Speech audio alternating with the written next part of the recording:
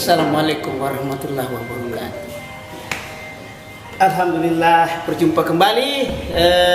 Kebetulan hari ini adalah hari masih libur saya ya. Hari apa ini? Hari Kamis ya? Hari Kamis. Saya dapat pasien teman saya Tonji. Dia tidak ada keluhannya dengan motornya, tapi karena ini motor sudah usia 2 tahun, jadi harus ada proses pemeriksaan beberapa komponen, terutama di bagian ini apa namanya? CVT. Apa itu CVT? Continuous Variable Transmission. Apa artinya itu?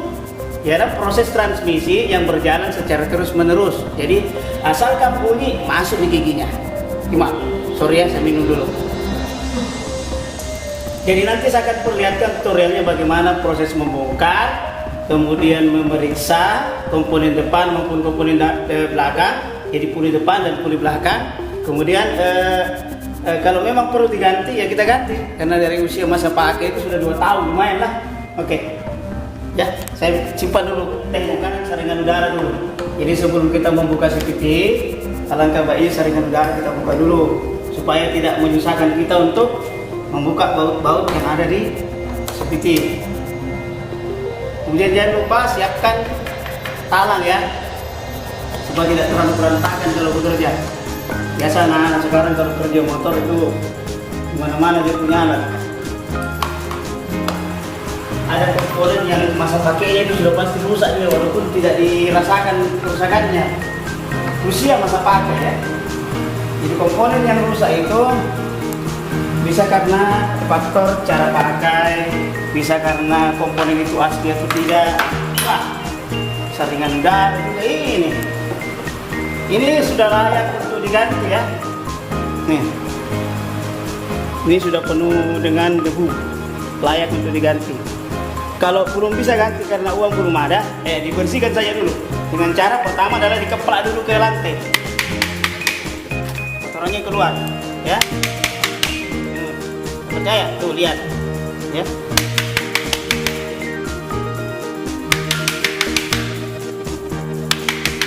Kali dikasih begini bisa dibersih ya. Jangan lupa setelah itu disapu ya. Oke. Dengan setelah itu baru kita lakukan penyemprotan. Jadi kita tinggalkan dulu ini karena kita tujuannya ini dulu ya.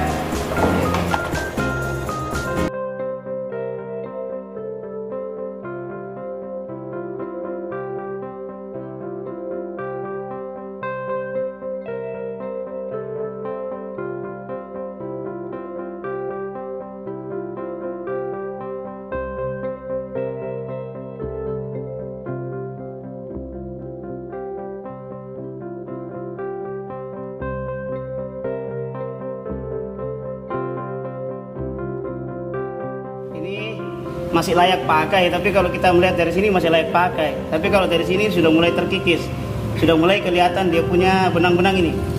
Ini kalau sampai benang-benang ini putus, nah itu sudah hilang nih kekuatan pampil untuk menarik ya. Oke, kita bongkar dulu ya. Oke.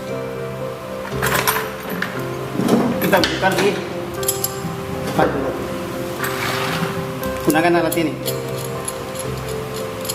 Ini namanya universal holder. Universal holder. Holder itu penahan.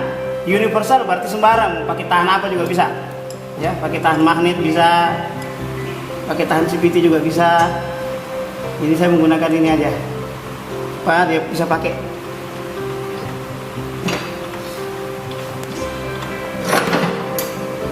Kunci 17.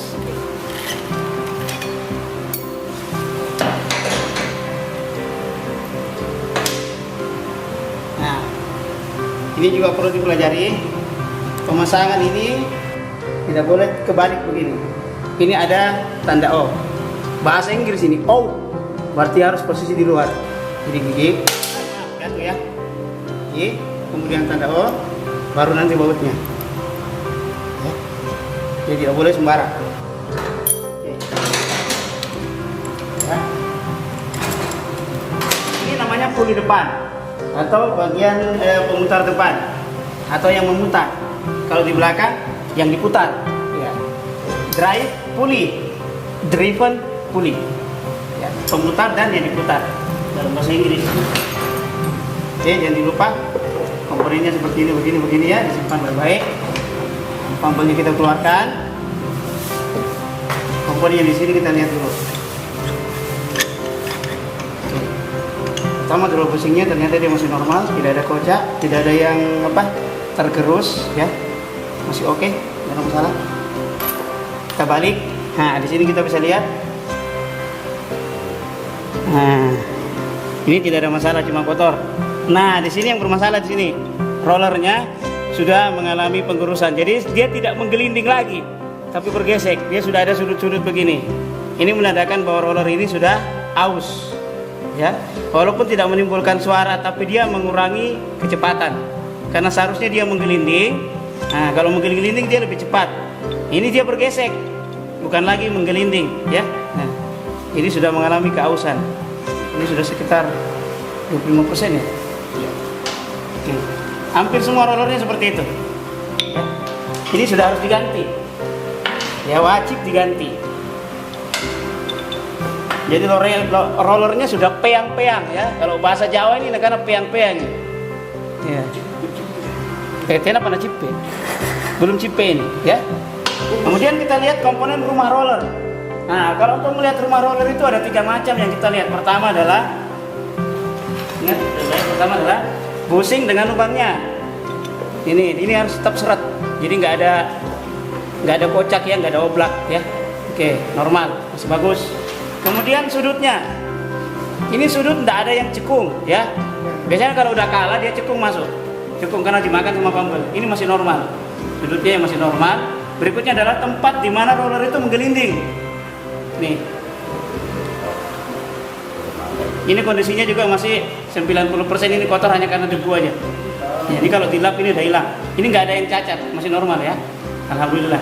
Jadi penggantian yang kita lakukan nanti adalah penggantian roller dan penggantian pumper. Oke, sekarang saya akan buka yang di belakang. Cara membuka ini hampir sama di depan. Kami tetap menggunakan penahan universal holder, ya. Karena ini sifatnya dia hanya menjepit. Kenapa dia harus kita jepit? Karena kita membuka bautnya. Kalau kita nggak jepit, ya itu terputar juga, ya. Kita jepit begini. Nah, nanti universal holdernya ini akan tertahan di backlip ya. Ini kita buka. Ya. Oke.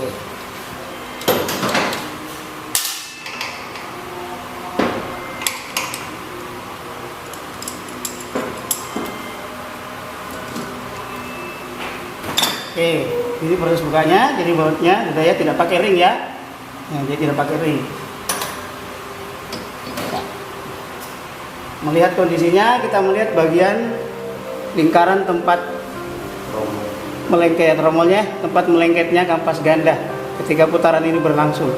Ternyata dari sini masih normal, hanya kotor debu aja, tinggal dibersihin. Oke. Dari sini untuk mengetes spare-nya kita gini. Ternyata masih bagus. Oke. Dan kampasnya juga masih tebal, karena tidak ada yang cacat sama sekali. Oke.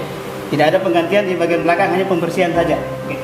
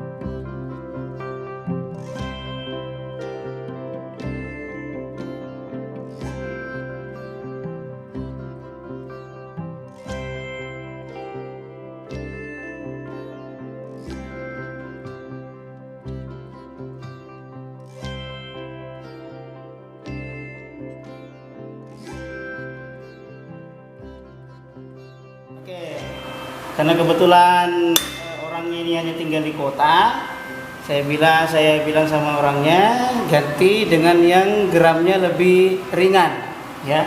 Kalau standarnya kayaknya mungkin sekitar 13 ya, mungkin sekitar 13 atau 12 gram.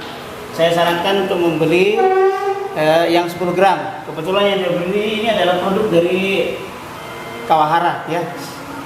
Produk dari Kawahara. Jadi ini barang racing ya, masuk kategori barang racing. Oke, proses pemasangannya sederhana sekali. Jadi tidak ada perlu dilihat kanan kiri karena produk ini kayaknya berimbang kanan kirinya sama dengan Yamaha ya. Beda kalau Honda. Kalau Honda itu ada sudut satu yang berbeda dengan sudut satunya, ya. Kalau Yamaha itu yang penting pasang saja langsung. Nah. Oke, dan tutupnya. Oke. Kita berikan dia sedikit grease, tidak usah terlalu banyak, ya. Nanti meler-meler di mana-mana. Kemudian businya tadi mana ya? Businya, ya. Jangan lupa ada ring di belakang ya. Iya lupa. Ya. Ya.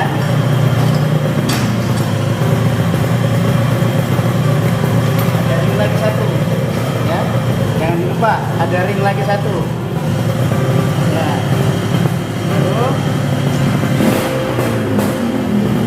motornya yang persiapkan mantul.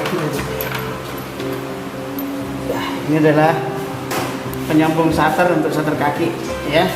Piringnya nggak boleh kebalik. Yang ada O itu di luar, out, ya, posisinya begini, ya. Pada saat pemasangan ini harus tetap ditahan supaya gigi tadi di belakang baku kena. Kalau tidak bisa rusak nanti, ya. Sampai dia mentok dengan putar tangan. Oke, nah itu baru menggunakan kunci. Sama dengan tadi, kami menggunakan universal holder.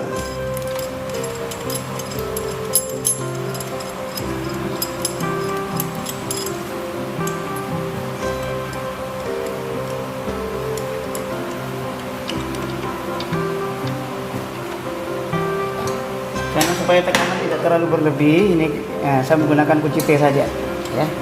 T 17 supaya torsinya tidak terlalu berlebih, ya. Oke, ya.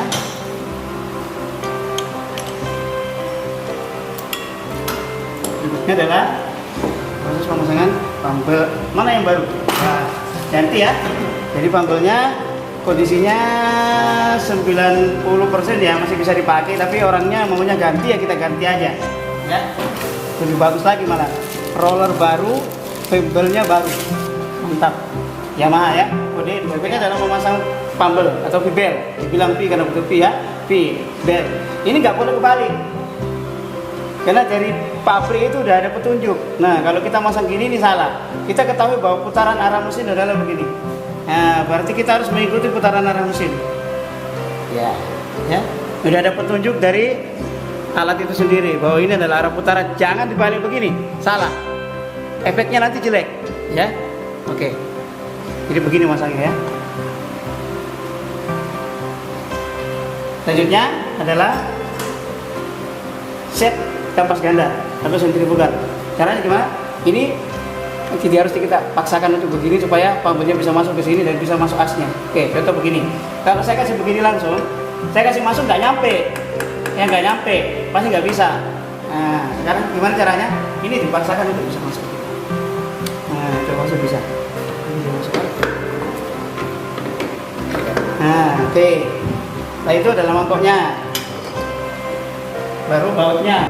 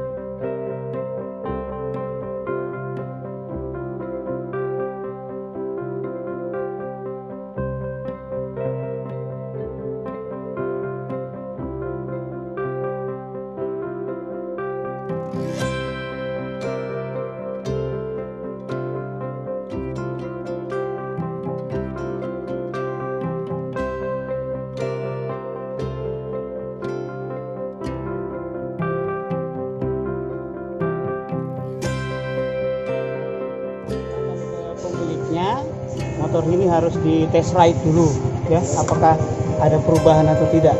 Karena kalau sesuatu hal yang baru dengan yang lama kemudian tidak ada perubahan, berarti nggak ada gunanya. Oke?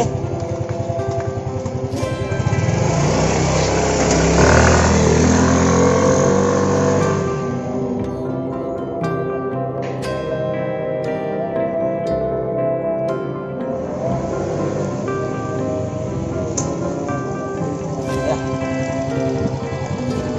Ternyata tarikannya mantap ya. Kesimpulan.